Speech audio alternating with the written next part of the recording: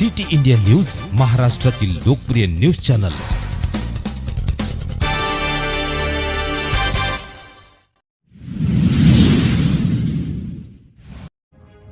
आमदार बाबूराव कदम कोहळीकर यांनी जनता दरबारातून सोडवल्या जनतेच्या समस्या। जल जीवन गंभीर विषय तर पाणंद रस्तेही गाजले। नांदेड जिल्ह्यातील हदगाव येथील तहसील प्रांगणात जनता दरबाराच्या निमित्ताने हदगाव शिक्षण विभागातील भ्रष्टाचार चव्हाट्यावर। माजी खासदार सुभाष वानखेडे नंतर आता कामचुकार करणाऱ्या अधिकारी वर्गावर आमदार कोळीकर ठेवणार लक्ष। हदगाव तहसील कार्यालय येथे आमदार बाबूराव कदम कोहळीकर यांच्या अध्यक्षतेखाली पाणी टंचाई आढावा बैठक, आमसभा व जनता दरबार हा कार्यक्रम आयोजित करण्यात आला। आमदार लोकनेते बाबूराव कदम यांनी आमदार झाल्यावर कुठेही वेळ न घालवता लगेचच जनता दरबार घेऊन जनतेचे प्रश्न सोडवण्यासाठी सज्ज झाले। जनता दरबार घेऊन प्रशासनाला कडक सूचना व आदेश देत आपल्या कार्याची चुणूक पहिल्यांदाच दरबारात दाखवली। यावेळी शिक्षण विभागातील कर्मचाऱ्याला धारेवर धरले। डेपो स्टेशनचे अधिकारी कोणाला आहेत, आयुक्तांचे अधिकार गट शिक्षणाधिकारी कशा प्रकारे वापरतो, हदगाव तालुक्यातील किती शिक्षकांचे डेपो स्टेशन आहे, शिक्षकाची नेमणूक नसलेल्या शाळा किती आहेत, असे अनेक प्रश्न शिक्षक विभागाला उपस्थित झाले आहेत। तहसील विभागातील महसूल कर्मचारी तसेच बँका, कृषी विभाग, महावितरण विभाग, पाणी पुरवठा विभाग, आरोग्य विभाग, घरकुलाचे प्रश्न, शेतकरी व शेतमजुराचे प्रश्न, दिव्यांगांचे प्रश्न असे अनेक प्रश्न जनतेचे काम प्रलंबित आहेत। या कामांचा निपटारा नाही लावल्यास पुढच्या वेळी काम चुकार अधिकारी व कर्मचारी यांच्यावर योग्य ती कारवाई करणार असल्याचं आमदार महोदयांनी सांगितले। यावेळी उपस्थित माजी खासदार सुभाषराव वानखेडे, शिवसेना जिल्हा प्रमुख विवेक देशमुख, अनिल पाटील बाभळीकर, भागवत देवसरकर, तहसीलदार श्रीमती सुरेखा नांदे मॅडम, गट विकास अधिकारी कैलास बळवंत, माजी सभापती बाळासाहेब कदम, बबनराव कदम, गोपाल सारडा, गुणवंत काळे, आबा वानखेडे, संदेश पाटील तसेच पंचायत समिती, कृषी विभाग, आरोग्य विभाग, सरपंच, तलाठी, ग्रामसेवक, मंडळ अधिकारी व पत्रकार बांधव मोठ्या संख्येने उपस्थित होते। सिटी इंडिया न्यूज करिता प्रतिनिधी शिवाजी खुणे, हदगाव। महोदयांनी आपले पंचायत समिती या ठिकाणी जनता दरबार कार्यक्रम लावला आणि नवनिर्वाचित आमदार साहेब यांचं ग्रामपंचायत कार्यालय उमरी जहागीर तर्फे सहर्ष स्वागत करतो। माझा परिचय, मी सदाशिव शिवाजीराव अमृते, ग्रामपंचायत सदस्य तथा ग्रामपंचायत सरपंच प्रतिनिधी म्हणून या ठिकाणी 2 शब्द तुम्हाला बोलणार आहे। सर्वप्रथम आपण या ठिकाणी सरपंच लोक मागणी करत आहोत, छोट्या मोठ्या गोष्टी आपल्याला जो 15वा वित्त आयोगाचा निधी येतो त्यामधून तुम्ही जे कामं करायचे आहेत ते छोटे छोटे कामं या ठिकाणी सुचवतात। असं न करता काहीतरी गावाच्या हितासाठी साहेबांना एक सूचना करा। माझ्या गावामध्ये साहेब मागील 10 ते 12 वर्षामध्ये 10 किलोमीटर नाला खोलीकरण आणि राष्ट्रीय महामार्ग जो बनला त्या ठिकाणी 40,000 क्युबिक मीटरमध्ये मुरुम काढून नेला। तर नवीन गाळ त्या नाल्यामध्ये आता समावेश झालेला आहे, तर पाणी त्यातून मुरवण्याचं काम आपण सर्वांनी केलं पाहिजे। या दृष्टिकोनातून माझ्या गावाला एक 8-9 किलोमीटरपर्यंत नाला खोलीकरणाचं काम मंजूर करून देण्यात यावं व पुन्हा एकदा आमदार साहेबांनी या ठिकाणी कार्यक्रम लावला। ग्रामपंचायत कार्यालय व सर्व सरपंच प्रतिनिधी, सरपंच संघटना व विशेष म्हणजे सर आमचे जे ग्रामपंचायत अधिकारी आहेत, गायकवाड म्हणतात की ग्रामपंचायत अधिकारी गावाला येत नाहीत। माझ्या गावचे या ठिकाणी काही लोक असतील त्यांना आवर्जून विचारा, आमच्या ग्रामपंचायत अधिकाऱ्याचं 1 नंबरचं काम आहे साहेब। त्यामुळे साहेबांना टाळ्या वाजून या ठिकाणी सत्कार करा, बस माझी या ठिकाणी एवढी इच्छा आहे आणि या ठिकाणी 2 शब्द बोलतो आणि थांबतो। धन्यवाद सर्वांचे। यानंतर वायपना पाणी टंचाई आणि आमसभा, जनता दरबार या बैठकीसाठी ह्या लोकसभेचे, हिंगोली लोकसभेचे माजी खासदार आदरणीय आमचे नेते सुभाषरावजी वानखेडे साहेब, त्याचबरोबर तालुका दंडाधिकारी म्हणून नांदे मॅडम, तहसीलदार, पंचायत समितीचे गट विकास अधिकारी बळवंत साहेब, त्याचबरोबर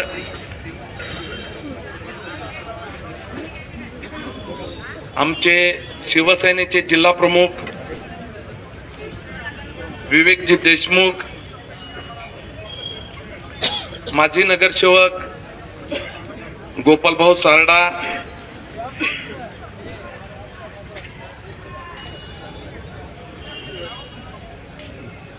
जिल्हा परिषदचे माजी जिल्हा परिषद सदस्य अनिलजी पाटील साहेब बाभळीकर, युवा सेनेचे जिल्हा प्रमुख संदेश पाटील हडसणीकर, भारतीय जनता पार्टीचे ह्या तालुक्याचे तालुका अध्यक्ष तात्यारावजी पाटील वाकोडे,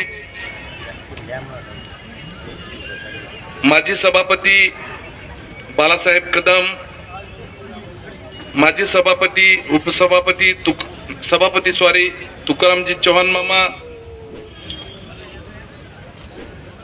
गावातून आलेले सर्व नागरिक, पत्रकार बंधूंनी, भगिनींनो, खर तर वेळ खूप झाला. समस्या खूप आहेत, परंतु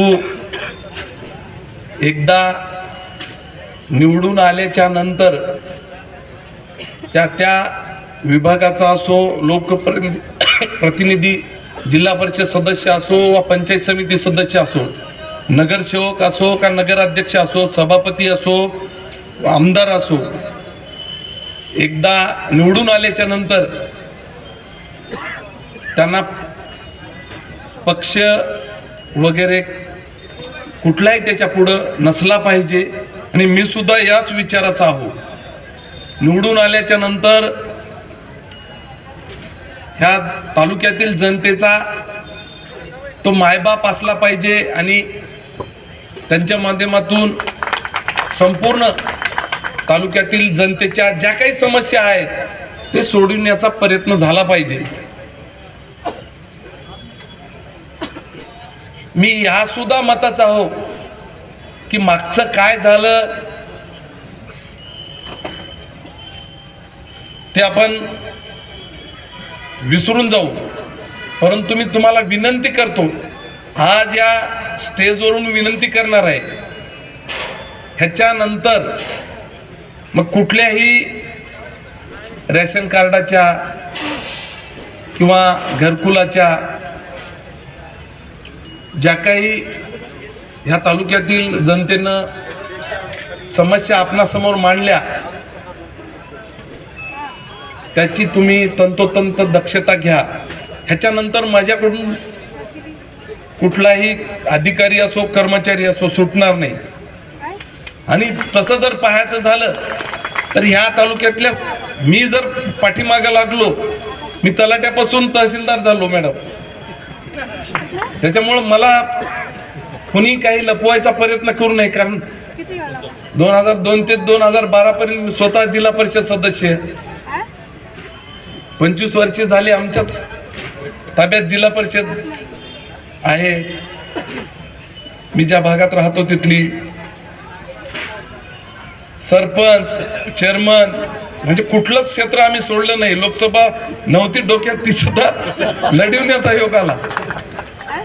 त्याच्यामुळं सभागृह जरी पाहिलं नसल तरी सुद्धा तिकडे जाण्याचा योग आला होता. त्याच्यामुळं ठीक आहे, मागचं जाऊ द्या. परंतु आता मी खरंच विनंती याच्यासाठी करायलो की आपण सगळे काचाच्या घरातले आहात हे सुद्धा मला ज्ञात आहे. म्हणून तुम्हाला परत परत विनंती करायलो एवढ्यासाठीच, माझ्या स्वभावावर किंवा चेहऱ्यावर जाऊ नका. माझे खायचे दात वेगळे आहेत, दाखवायचे दात वेगळे आहेत. मी काही उदाहरणं देतो. आयुष्यात पाठीमागे फिरलेलो नाही एकदा कुठली गोष्ट मी धरलो तर. आमच्या देशाईला माहित आहे, गोपाल भाऊला माहित आहे, आमच्या सगळ्या सोबत राहणारी सगळ्या टीमला माहित आहे. त्याच्यामुळं ठीक आहे, झालं असेल ते आपण गंगेला सोडू. परंतु इथून खरंच मी मगासुद्धा सांगितले की आपल्या आईवडिलांनी खूप मोठ्या, आणि प्रत्येक आईवडिलांची तीच शिकवण असते की आपला मुलगा शिकला पाहिजे, आपल्या मुलाला नोकरी लागली पाहिजे, आपल्या मुलीला नोकरी लागली पाहिजे, आणि लागल्याच्या नंतर आपल्याला आपण दुसऱ्याकडे पाहून आपल्यापेक्षा खूप लोक असे आहेत की 2 टाइमचे जेवण सुद्धा करू शकत नाही. त्यांची काय समस्या असेल, पण त्यांच्याकडून असे जर आपण काही घेऊ लागलो तर मला सांगा किती गंभीर बाब आहे. ज्या वेळेस आपल्या हातात हे सर्व काही येते त्यावेळेस जर आपण काही करू शकलो नाही तर त्याच्या एवढा दुर्दैवी कोणीच राहणार नाही.